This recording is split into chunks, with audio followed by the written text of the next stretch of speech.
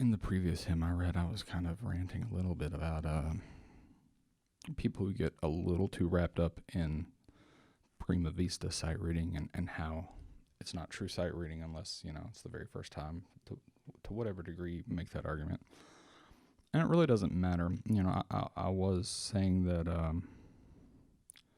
you really shouldn't read something several times, because at that point you're not really working on your sight reading as much. It's more of just reading, because you've put a certain amount of that in your short-term memory.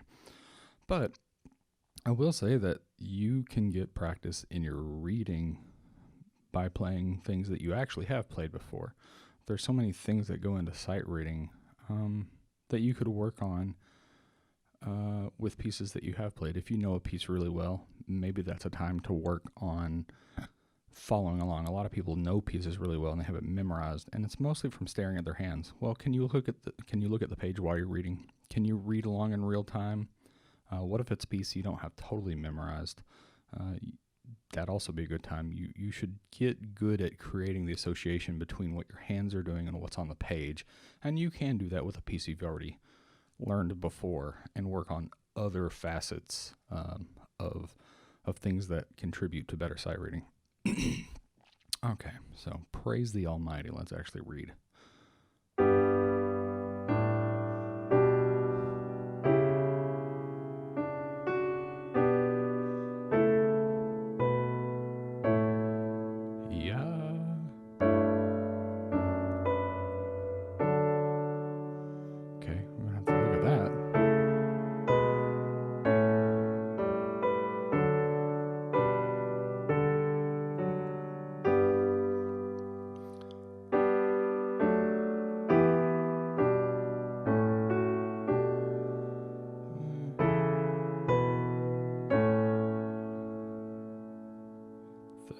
Staggering sustains. Like in that first system. Something I need to pay attention to.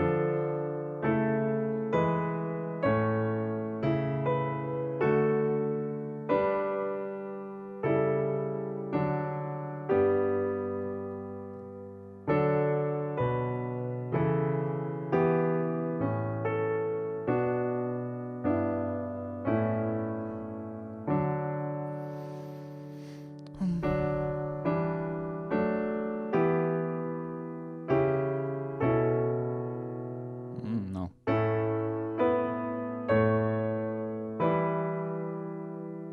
Okay.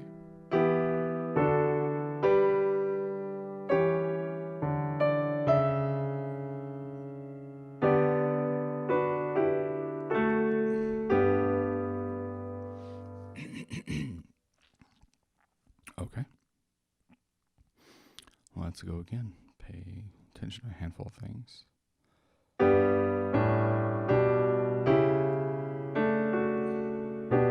Missed that the first time.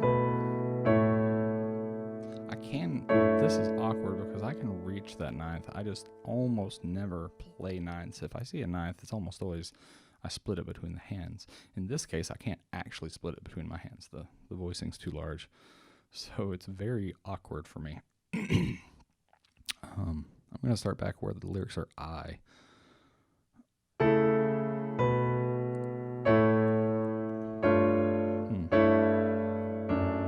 I can't sustain that A, though.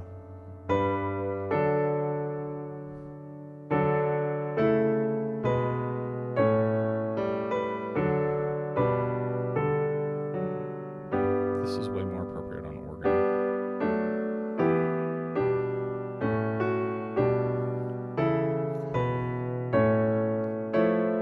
The tonalities also throwing me off a lot.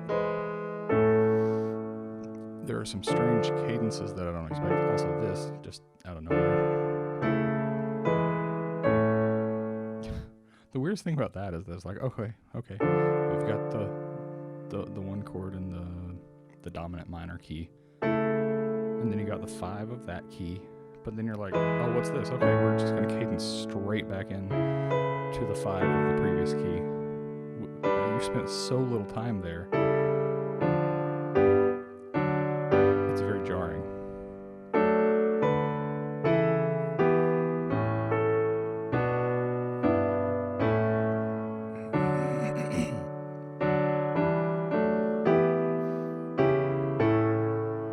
sure that's probably how quick this is overall.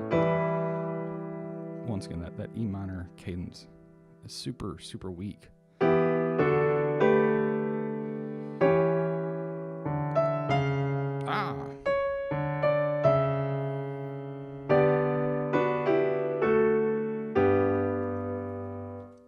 But, it's good to read things that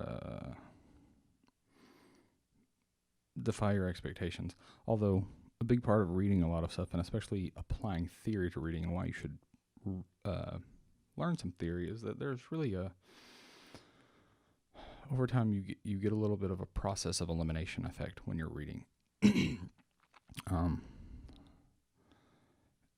If I said a sentence like, I don't know, I threw a blank for my dog, it's probably like a stick or a frisbee. Like, your brain goes to fill in words. You're not going to think a lamppost, a river. Like, I didn't throw a river for my dog. That makes no sense.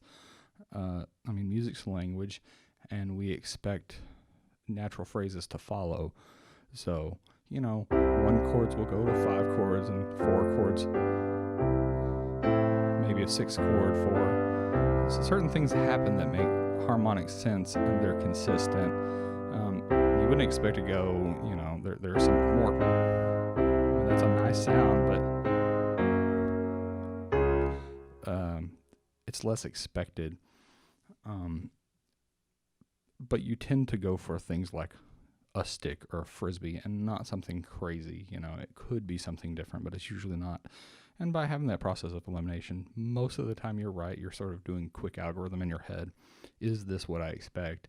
Most of the time it is, and you don't have to spend extra time thinking about it. All right, one more read.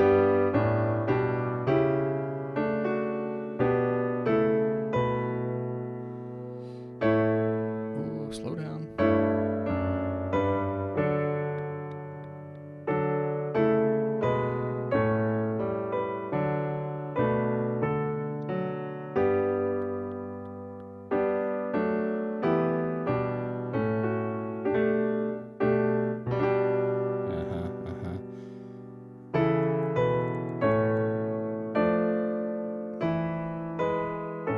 See, that is really bizarre.